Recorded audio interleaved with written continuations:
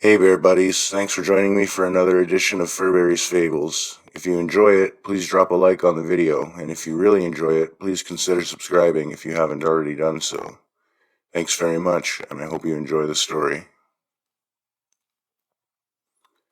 The End of Infinity by Crypticwander.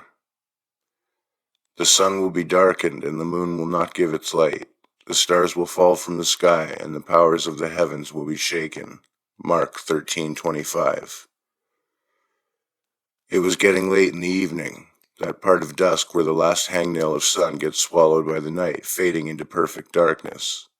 The stars begin to appear across the sky, twinkling their cosmic beauty over all the people down below as they run through the streets for their lives. Jasmine stood in awe as both the moon and sun fell to earth in the garden of the small city. Their cryptic smiles shone upon the stampede that rushed by, as if sharing a private joke with one another that only they were privy to. Jasmine ran through the crowd as they tore their way in every direction, threatening to sweep her off her feet and trample her without so much as a second thought. Most of the buildings that still stood were covered in flames that quickly spread to those that weren't.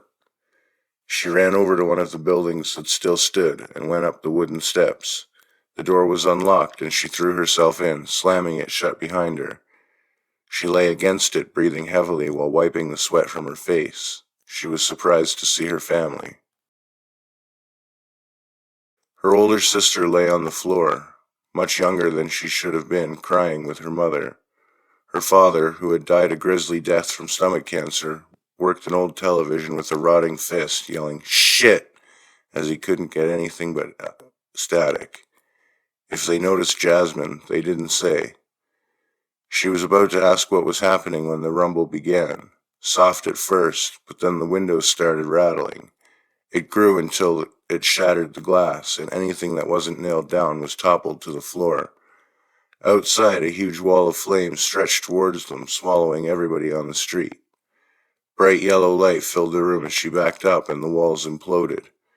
She felt her body disintegrate into nothing, then woke up. Jasmine's dreams were always vivid. Jasmine's dreams were always wild, vivid and marvelous, her mother would say. The shock of them would always leave a big impression, but they were nothing new. Now in her 30s, she had them long enough that they were now inconsequential, like watching a movie. The dark scene replayed in her head for an hour or so, then faded into nothing. The world was going to end. She already knew that. It was only a month ago since the asteroid made the news. All across social media, the story of the asteroid heading towards Earth was all anyone would talk about. It was first played off, scientists and other officials assuring the public that it would only be a near miss, or that it wasn't possibly big enough to do any real damage if it hit. She believed it, wanting desperately to believe it, as so many others did. The truth couldn't be denied, though. A few amateur observers saw the truth and were heavily mocked for being conspiracy theorists and spreading misinformation. Others began to speak up, and soon NASA was even confirming it. The President of the United States convened with other world leaders, and they tried to destroy it with a large arsenal of nuclear warheads. The explosion could be seen from space, but it didn't even put a dent in the monster. The only thing they accomplished was possibly speeding up everybody's death as radiation peppered back down across the globe. Soon enough, everybody was sick from radiation poisoning, and most of the plant life withered. The final report that aired was a farewell message from the President of the United States. It more or less said, "So long, we had a good run. Make peace with your loved ones and yourselves because it was game over." The asteroid was supposed to be bigger than the one that killed the dinosaurs and would probably destroy the Earth for good. The power cut out after that. 4 days left. Jasmine crossed the days off like a gruesome advent calendar. The 23rd, circled in bright red. That was the day that the meteorite was supposed to destroy the world. It was visible during the day now, just a speck in the sky. She did her best to avoid the windows and direct sunlight, as it made the burns from her radiation sickness worse, but she made it a point to look at its progress each morning.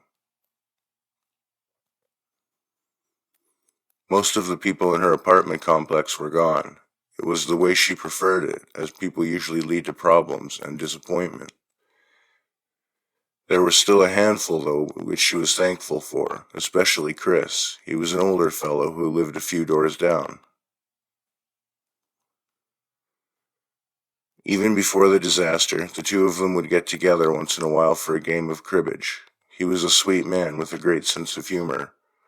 Although she thought about romance with him once or twice, neither really wanted anything more than to skunk each other if they happened to be lucky enough that day. They would toss a few beers back while playing, and Bonnie, his German shepherd, would periodically come by and to give her hand a lick or see if she had a scrap of food to spare. There was a family of three that lived across the hall close to the stairs, the Colemans. Edward and Michelle were a married couple that seemed to argue over anything. It was usually this arguing that would break Jasmine from her strange dreams. She felt bad for their son Nathan.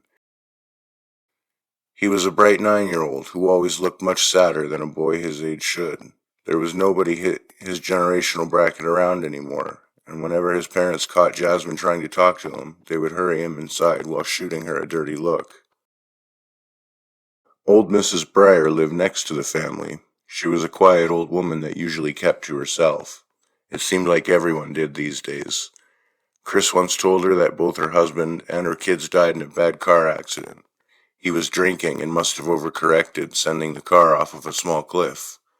She always blamed herself, and over the years her mind began to slip. There used to be a nurse that came by in the mornings and evenings. As the weeks went by, Jasmine could only assume that she was one of the people that left town. She wasn't sure why people left. Maybe they thought it couldn't get to them that far up, like some magical force would protect them from the fall of radioactive dust. Or they could just get far enough away to be safe from the impact of the monster in the sky. It frustrated her, but she knew how powerful denial could be. After all, she denied her family most of her life. There wasn't much of a story there. Her parents split up when she and her sister were young, and neither wanted them. So over time, while growing up with a foster family, she grew to resent them. Food was becoming scarce. Most of the places around them had already been looted, and stepping outside would mean drastically accelerating their sickness. So Jasmine, Chris, and sweet Mrs. Breyer pooled what they had left and rationed it out each night. The Colemans, of course, snubbed their offer. When they finished a meal of buttered bread and chips, Jasmine made her way over to Chris's. Before long, she was losing her third game of cribbage against him, gently scratching Bonnie's tummy. Even the dog was in poor shape, as more patches of fur came off each day, exposing bright pink skin below. You know, I kinda wish I had a gun, Chris said abruptly. Part of her wanted to be shocked, but she knew how much Bonnie meant to him. She must have been suffering so badly because of it. Yeah, I know what you mean. It's such a cruel way to go out, for all of us, baked to a crisp in our own skin, then bam, hit over the head by a giant rock. What would you do differently if you knew what was coming? Would you have spent more time with your friends and loved ones? Try to warn the government? Jasmine considered this while looking over her cards. She found it incredible that after all these years of playing, and with the apocalypse knocking at the door, that she could still get excited over a good hand. 3 fives and a jack. Then she scoffed, trying to push her sister from her mind. You gotta have friends to spend time with them, and family is a joke. Pretty much everyone I knew before moving here was already gone. That must have been hard. I suppose it helps in this case, though. Nobody to have to worry over. Yeah, I guess. Maybe I'd just get loaded every night and eat until my ass jiggled, she laughed. Her smile turned into a frown when she saw the cut card was a 7. What would you do? Chris let out a long sigh and put his finger over the top of his lip. He often did this when he was deep in thought. I suppose I would undo every tie I ever had. Never would have gotten married or had kids. I also never would have gotten this mangy old mutt, he said, giving her ear a scratch. She wanted to argue for him, to show him the good in all of it, but there wasn't much point. He was effectively right. Either that, he spoke again, throwing 2 cards to her crib, or I've always wanted to fly someday. Take me and old Bonnie here across the city to a faraway place. He said this with a warm smile. As he pet Bonnie's head, more fur came away in his hands. Jasmine could see the pain in his eyes. It was heartbreaking. Well, we still got time. Maybe we should go to an airport and go for a ride, she said with a smirk. Chris chuckled, and they continued their game, Jasmine losing by 64 points. It was still early in the evening when Jasmine went home. She, along with everyone else it seemed, slept more these days.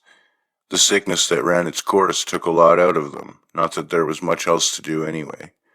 The water no longer worked, but it was so contaminated that it would have been a death sentence to use, so a shower was out of the question. She settled for just removing her clothes and flopping to the bed. She was close to drifting off, too, when she heard the angry screaming coming from down the hall. It was Mrs. Briar.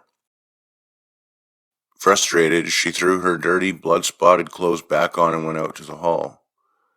The door to Mrs. Briar's apartment was wide open. She made her way over to it and then poked her head in. Mrs. Briar? She moved further inside and was stunned to see a man she didn't recognize standing over the terrified old woman. The man had clearly been living outside in the city. The skin on his face was mostly gone, leaving only a mask of brown, dried-up leathery meat. Jasmine wasn't even entirely sure he could blink still. The tip of a long knife rested against the woman's red skin, and Jasmine began to backpedal. He was on her in a flash, squeezing a tight hand around the back of her neck. At this she jumped, yelping in both fear and pain. No, please, what do you want? Water. You're gonna give me all your goddamn water or you're gonna get this knife jammed into your face. Got it? Jasmine nodded as his crazed eyes took her in. They were an ugly yellow, and the muscle that still somehow managed to encase them was an angry shade of red that seemed to be slowly burning towards them. When she talked, she could see several teeth were missing. She thought of her own teeth that started to become loose the last week, and it scared her. No one was going to be spared. You get me that water, all of it. I might just stab her to put her out of her misery, he growled, pointing the blade to Mrs. Briar again. No, please, my apartment's this way, she yelled, pulling him back from his coat. You can take every bottle I have, okay? Nobody has to get hurt. She was crying and amazed by it. After all this time, she still didn't want to die, or Mrs. Briar. He nodded at this, and the two slowly made their way back to Jasmine's door. As she walked through, a loud gasp shot out from behind her. She turned her head, and Chris was standing there holding a rolling pin that dripped with blood. The man lay on the floor, a nasty wound on the back of his scalp that leaked what little blood still pumped from inside his body. Please, I just need water. My daughter, her fever, gonna die. With a loud roar, he slammed the pin down on his skull again and again. No, Chris, she pleaded. You don't want this asshole getting up again. Don't get suckered by him. He's desperate. There's no daughter. She turned away as he continued raining down blows. Sharp cracks turned into wet thumps until he was sure the man didn't feel a thing. Somewhere out there in the city, possibly the next building over, was a little girl who would die a sad death. She went into her apartment and locked the door, where she cried herself into a deep sleep. Jasmine was running down the street she grew up on. Ahead of her, a field of skeletons stood in her direction, all of them pointing towards her, jaws open in a noiseless scream. She took a quick look behind her to see a great ball of fire and smoke dropping from the sky. She ran faster as she felt the earth begin to shake. Then the behemoth touched down. Even as she continued to pump her legs, she was lifted up into the air along with the skeletons. Their screams became audible as they joined hers in a grim chorus. The first thing to hit her was the nausea. It quickly rose up from the depths of her stomach, and she retched up last night's meager meal. The next thing she noticed was how badly it hurt. It was as though she swallowed a glowing coal that made its permanent home in her core. After a few more dry heaves, she was shocked to see how much blood was on the carpet. Her sickness was getting worse, and at this rate the radiation might seal the deal before the asteroid. She groaned as she got out of bed. Everything hurt. The glistening blisters on her unnaturally red skin had gotten bigger. She stumbled out to the hall and was surprised that she didn't hear the Colemans. Maybe they finally worked it out, she decided. She was going towards Mrs. Breyer's to see how she was holding up after last night when the Colemans' front door opened. Chris stepped out, looking surprised to see Jasmine. He was looking about as bad as she felt, as blood seemed to paint his face and arms. "Chris, what's going on? What happened?" He sighed deeply. "It's the Colemans. They passed away last night." Jasmine's eyes widened at this. "What? How? I knew they were sick, but all three in one night?" "It wasn't the radiation that got them. I think Edward must have given in to the futility of it all. At some point he took a knife, stabbed Nate and Michelle, and then did himself in." She felt her tears well up and brought her hands to her face. Chris walked over and put his arms around her. She took hold of him and sobbed quietly into his shoulder. As the moments ticked by, the door to Mrs. Breyer's softly opened. She walked out wearing a robe covered in a mess of red and crept up behind them. Neither of them saw the knife flash out, the very same knife the man from last night had dropped. With startling quickness for a woman her age, she dug the blade into his ribs while raving like a banshee, twisting the blade back and forth. "You'll thank me later, dear," she said, nodding. Once again she reached back, and as the blade came forward, Jasmine shoved her against the guardrail of the steps. The once sweet old woman screamed as she tumbled down the stairs below. It would have been a relief if she died there, but she lay at the bottom, howling at the jagged piece of railing that pinned her to the fourth step up. Jasmine went to Chris, putting her hand to his wound. It was wide, and blood seemed to pour between her fingers. "Crazy bitch," he yelled as the two of them struggled to their feet. They made their way over to his apartment, and she set him down at the table they played cards at so many times together. She rifled through his bathroom for his first aid supplies and came back with alcohol and gauze. As she poured the stinging liquid, he screamed so loud that it made Bonnie howl in tandem. She hadn't seen Bonnie until now, and she really wished she hadn't. There was barely any fur on the poor animal, and bloody bits of her bow trailed from her bottom. She wasn't going to last much longer. It was clear that none of them were. She busied herself with Chris and pressed the gauze firmly against his wound. Taping it up, she gave Chris a pathetic smile. "If you're done torturing me, I'll take my lollipop now." Jasmine giggled despite her urge to cry. Tears burned a lot more today, she noticed. Fresh out, I'm afraid. What a world. Suppose I'd settle for a beer then. "There's only 2 left," she called from the kitchen. "I can go out and try to find more." "Well, ain't that a bitch?" "Don't worry about it. Been meaning to quit drinking anyway, and this seems like as good an opportunity as any. You can deal me in a game, though." She quickly grabbed the cards and set up the board, and the two played cribbage for the rest of the day. That night, Jasmine stayed with Chris at his apartment. Mrs. Breyer shouted off and on, but Jasmine couldn't bring herself to go out there. Before long, she was in a faraway land where everything appeared as a Renaissance painting. Men with shining armor rode upon mighty horses. They were off to slay some fantastical beast, when up in the sky a large diamond star fell to the earth. When it touched down upon the mottled ground, it sent men and horses alike off in every direction, setting them ablaze. Flames spread out and quickly ate through the picturesque setting, consuming everything until there was only darkness and the scent of death. When she opened her eyes, she felt her skin was wet and slick. Blood was now beading out of the wounds that grew upon her burning skin, and the smell was putrid. She cried as she struggled to get to her feet and looked around. She didn't see Chris or Bonnie anywhere. A small trail of blood, most likely left by Bonnie, led out the door. She followed it out into the hallway, noticing the smell of death was stronger out here. Mrs. Breyer was silent, and would be forevermore. The trail of gore continued to the rooftop, and she opened the door where she saw the two of them sitting on the ledge. "Chris, what are you doing? Get back in here," she yelled, knowing how much worse the levels of radiation were out in the open. He didn't respond, only waved a hand back toward her. She briefly considered going back in, but what was the point now? The pinprick in the sky was much larger now, like the small moon in the morning sky.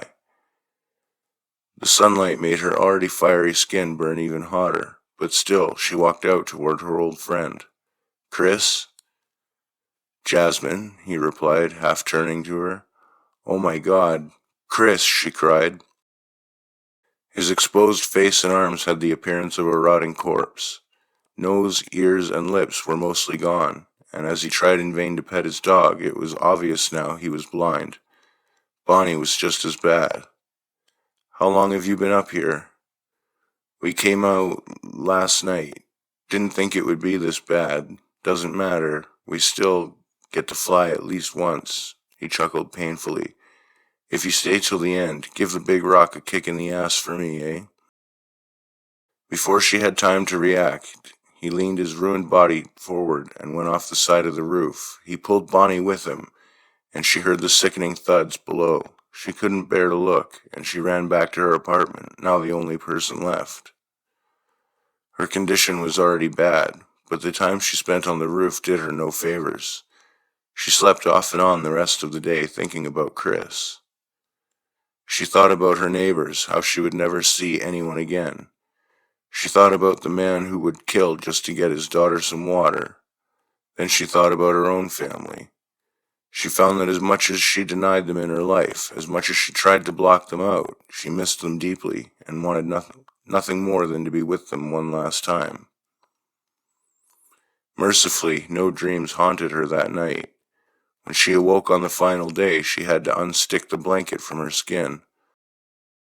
A froth of blood and flesh coated her bedding, and her scream was weak as she sat up. Outside, the tempest of wind was savagely blowing, sending large pieces of debris through the city. The end was finally here, and she was alone. As she struggled to make her way to the hall, something in her stomach gave out. Blood began to seep down her legs, and she found she no longer had the ability to throw up. She continued her way to the rooftop, her wet, sticky feet slapping against the floor with each agonizing step. Throwing the door open, she was met with a gray, cloudy sky. The wind was of hurricane proportions, and off in the distance the great burning harbinger of death filled the sky, blocking out the sun. It was larger than she could have ever dreamed of, and so close she felt she could almost reach out and touch it. She shakily sat down on the ledge where she last talked to Chris. Jasmine wasn't going to take the easy way out. She spent too long fighting to give in to this monster. The wind grew ever stronger, but she sat there smiling, thinking of all the loved ones she would soon see again. The earth gave a teeth-jarring shake as it touched down. Light filled her vision as a great roar ripped away all sound. "At least I won't be alone now," was her final thought before heading off into oblivion.